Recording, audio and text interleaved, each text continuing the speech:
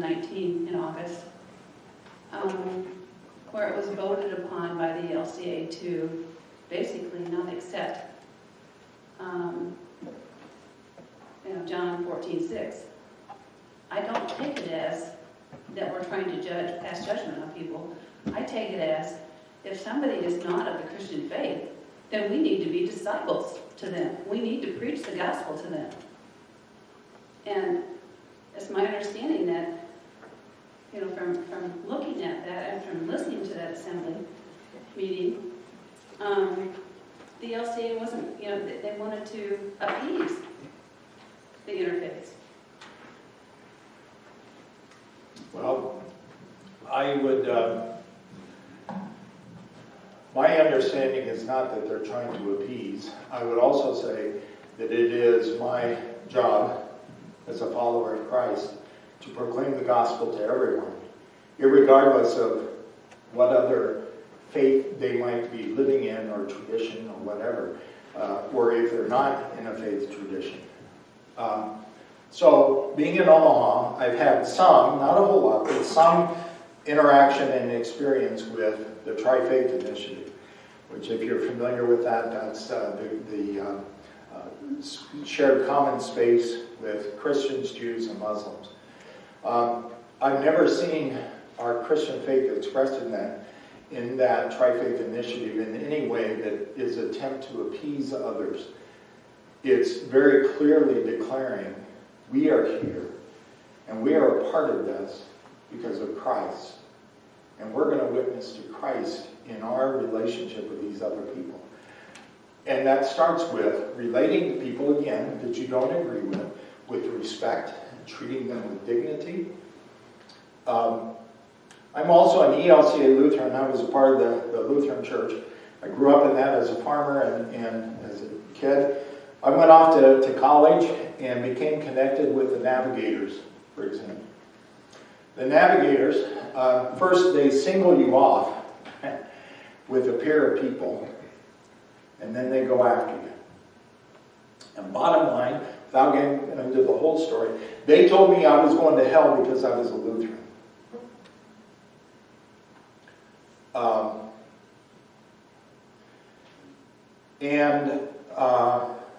Because I hadn't accepted Jesus as my Lord and Savior, Jesus Christ as my Lord and Savior, and had not prayed the prayer.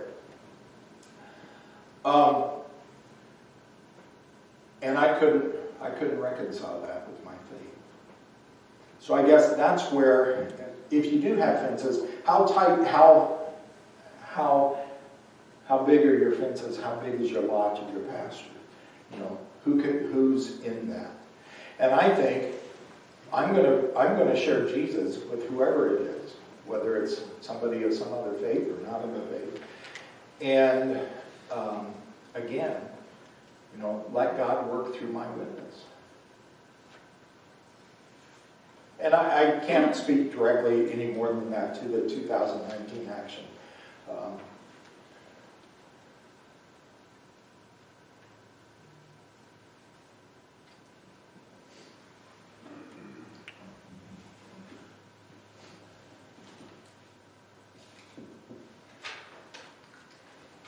I think there may be two other questions on this list, just because these, I know, came up several times through several different events that we've had here at church that I think need to be answered. If a church disaffiliates following the legal steps stated in the ELCA's constitution, could the ELCA still take the church assets? Yeah, I saw that in some of the discussion from last week on Facebook. Okay, here's the deal. If you choose to disaffiliate, but you do not affiliate with another Lutheran body, it requires the Synod Council's approval to, among other things, let you keep your building. The reason is, if you're not affiliated with a Lutheran church, then the first thing that the Synod is going to ask is, are there a number of people who wish to remain ELCA in your congregation? They should get first dibs on your property. Okay? And that's really the only reason that it's in there that it requires Synod Council approval.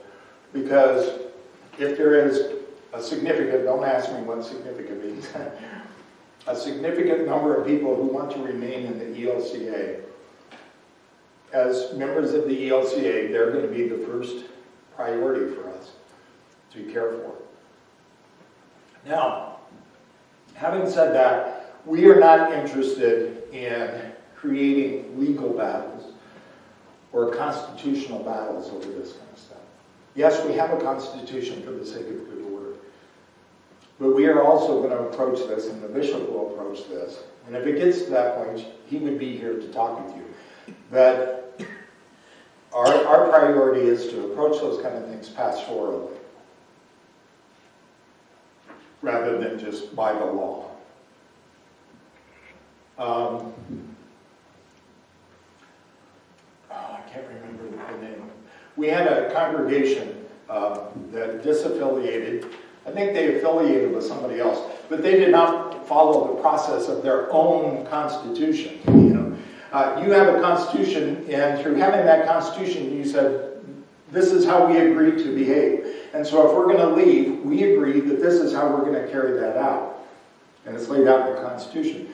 This particular church didn't. And we had every right as the Synod to say, then we're not going to release you. We didn't do that.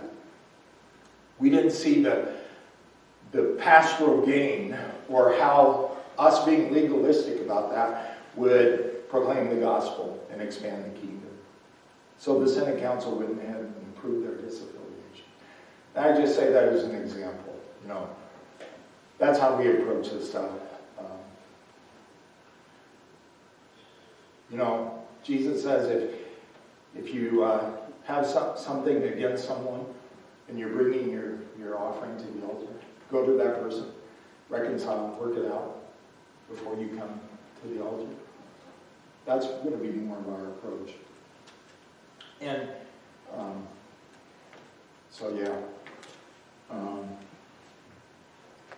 okay, I'll end it there.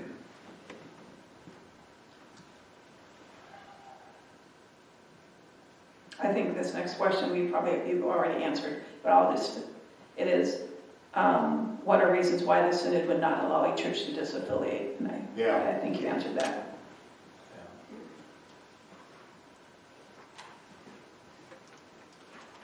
I think would conclude the questions that we had. So if I may, can I have some closing arguments? Absolutely. Or not arguments? Responses. Boy, that's not what the court did. Forgive me. Mea culpa. Closing comments.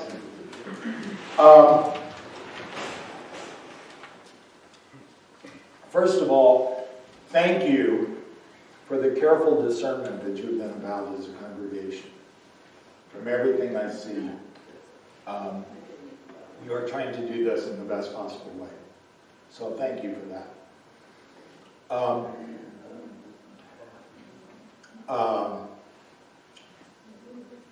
Second thing is, as you're considering this decision, and personally, as you personally decide what you think you should do, ask yourself ultimately, bottom line, the question is, how will this decision proclaim the gospel? How will this decision let your community know that you are people who love Jesus and that are committed to loving one another and the world? I think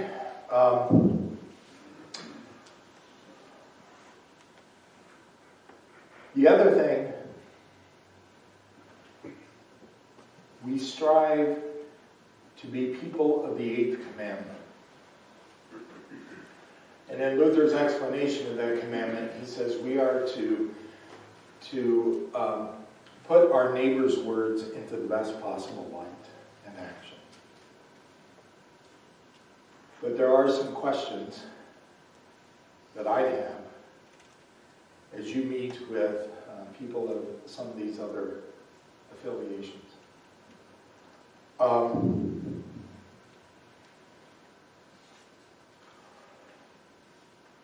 One of the questions, if I was here, when someone from the Lutheran Church of Mission for Christ comes, I would ask them,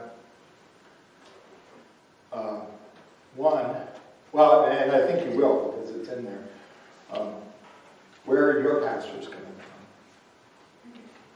If you go to LCMC's website, there are 0 pastors interested in a call in Nebraska. That's what's on their website.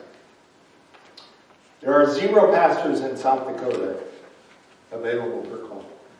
There are 6 in the state of Iowa. They're in no different place than all the rest of us. Okay. Nebraska does have about 10 retired LCMC pastors.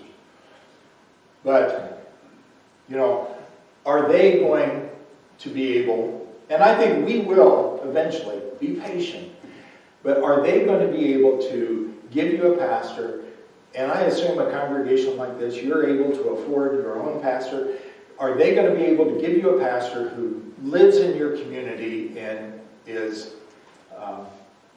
invested in your congregation and community? Or are they just going to be somebody that comes in from somewhere else and fills in? And I know that's where we are as an ELCA also. But let me tell you, I wish I could. I can't say this enough. How hard your synod staff is working at finding someone for you. The assistant to the bishop in this area, Pastor Kristen Van Steed, when we get a list or we look at candidates and we're looking at their strengths and where they might go, there isn't a time that doesn't come up and she says, do you think they'd fit at Salem? And we do that with all our congregations. Every time I see a person, a pastor, I'm thinking, okay, where could this guy go or this woman go? Part of the problem is, because we aren't raising up our own, who understand how great it is to live in the state of Nebraska, it's real hard to convince somebody from inner city Detroit to come to Nebraska. Imagine that, So,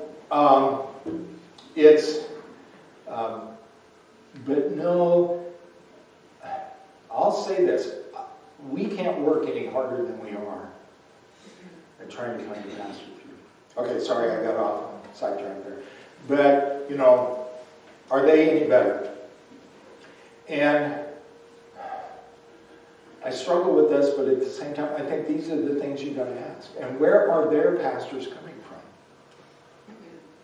A significant number of LCMC pastors are pastors that we denied acceptance into candidacy in the ELCA. I'm not trying to generalize, so I'll say I know that there is one congregation that has been through probably, it's either 4 or 5 different LCMC pastors because they weren't a good fit.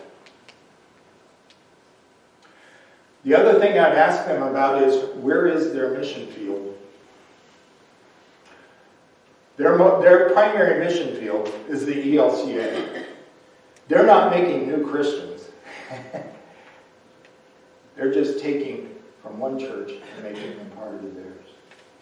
Ask them how many mission starts they have had in the state of Nebraska that are not just people, if they didn't move a whole congregation, such as Salem, if they didn't move the whole congregation, maybe there was a few people that were disgruntled enough that they left their church and started an LCMC church. But they aren't really a new mission start, right? Ask them where their mission field is. And I'm just saying this because these are the questions I'd ask if I was here. I did want to clarify just a couple of things real quick from listening to the little bit of last week.